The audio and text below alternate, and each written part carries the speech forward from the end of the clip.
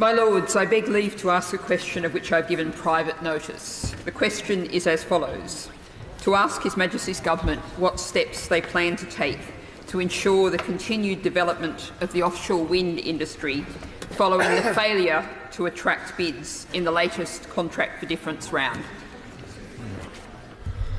My Lords, the Government is disappointed that no offshore or floating offshore wind project secured contracts in the most recent Contracts for Difference allocation round, and the results provide valuable learning for subsequent auctions.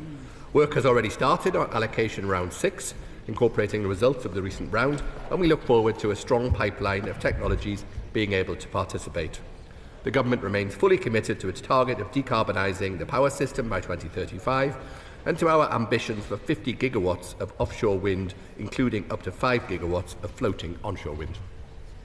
I thank the Noble Lord the Minister for his answer, but can we really wait? If we look at what's happened in other countries, for example, Germany had a similar experience in December, and then in the subsequent 2 quarters lifted their price cap and got an increase of several times number of bids. In the US, Massachusetts had a failure, and New York is now considering petitions to offer a higher price.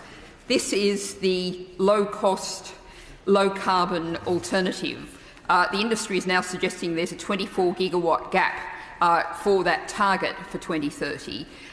Surely the Government should be taking immediate action in the shorter term to fix the problem of its own creation, given that it was widely predicted that this would be what happened before the contract closed.